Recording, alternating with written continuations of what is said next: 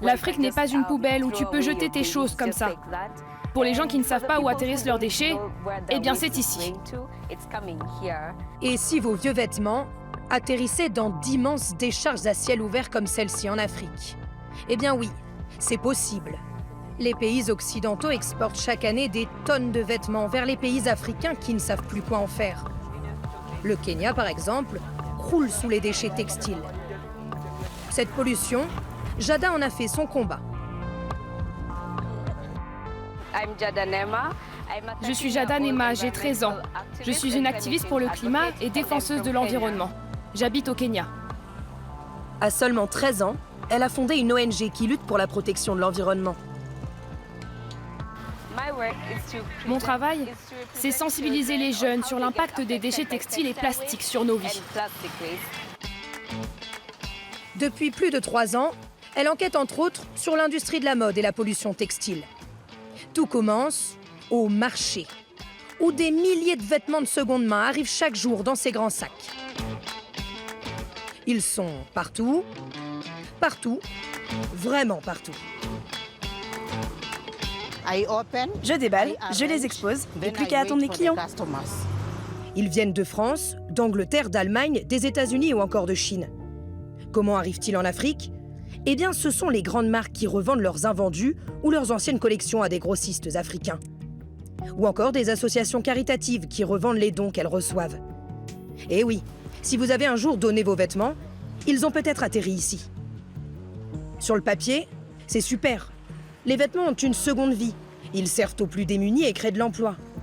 Mais en réalité, ces importations massives de vêtements de seconde main ont une face cachée.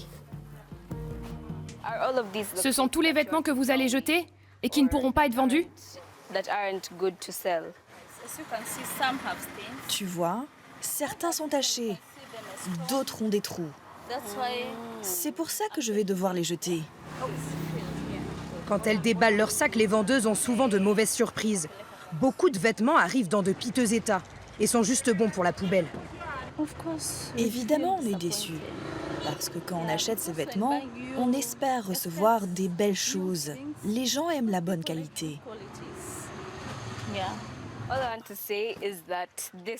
Tout ce que j'ai à dire, c'est que ce genre de comportement, ce n'est pas croyable. Si toi, tu ne peux pas porter un vêtement, pourquoi tu le donnes à quelqu'un d'autre? On est des humains, nous aussi. On ne va pas mettre ça. C'est taché et ça se voit, je crois. Ils devraient penser à ce que les gens ressentent. Moi, je vais sur le terrain pour rencontrer les habitants et écouter leur point de vue. Ensuite, je fais remonter ça aux politiciens de ma région. Je fais de mon mieux pour aider. Chaque année, les Kenyans importent et achètent environ 200 000 tonnes de vêtements de seconde main. Sauf que, sur ces tonnes de vêtements qui arrivent dans le pays, 30 à 40% sont en réalité inutilisables. Des déchets textiles dont l'Europe, l'Asie ou l'Amérique du Nord se débarrassent. Salut les gars, voici la décharge de Malindi. C'est ici que finissent tous les vêtements qu'on ne peut plus porter. Ils vont juste s'accumuler ici. Jada sensibilise les gens grâce aux réseaux sociaux. Elle a plus de 1200 followers. Là, c'est l'endroit où ils mettent les vêtements avant de les brûler. Contrairement au plastique, au verre, au carton ou aux autres matériaux qu'ils trient et revendent pour être recyclés, les éboueurs ne peuvent rien faire des vêtements. Alors ils les brûlent. Qu'est-ce que vous ressentez quand vous brûlez le textile? La fumée est toxique. C'est comme si vous brûliez du plastique. Ça nous abîme les poumons. De nos jours, les vêtements sont fabriqués avec du plastique, des matières synthétiques ou du polyester. Et sachez que quand on les brûle, ça provoque des gaz vraiment mauvais. À l'échelle de la planète, l'industrie textile est l'une des plus polluantes du monde. Jada poste régulièrement des vidéos à ce sujet.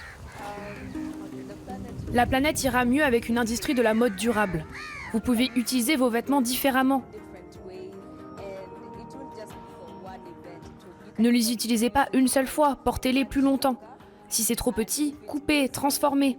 Tout est une question de créativité. Et côté créativité, Jada sait de quoi elle parle. Appuie bien ici. Ce pantalon, on va en faire une jupe. Avec sa mère, Jada a lancé une marque de vêtements écolo. Elle récupère les déchets textiles et les vêtements abîmés pour en faire de nouvelles pièces.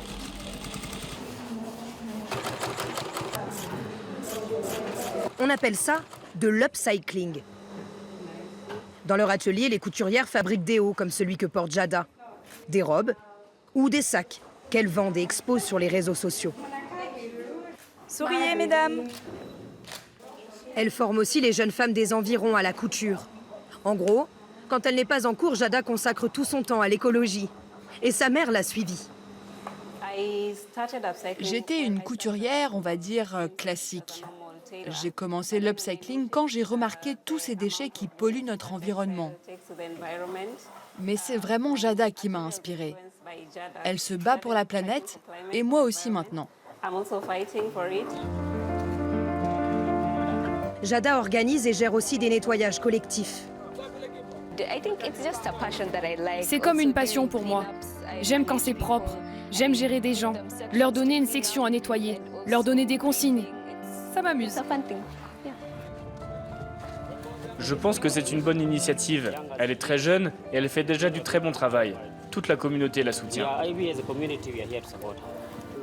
Régulièrement, Jada est même invitée à des conférences internationales pour représenter le Kenya et partager ses idées. Une chose est sûre, l'activiste n'est pas prête d'abandonner. Parfois, je suis vraiment triste quand je vois tout ce qui se passe dans le monde, tout ce qui fait du mal à la planète. Je me sens triste, mais je garde espoir. Et ça m'encourage de penser qu'il y a d'autres gens, ailleurs, qui se mobilisent aussi et que je ne suis pas seule à me battre. À plusieurs, on arrivera plus facilement à se faire entendre.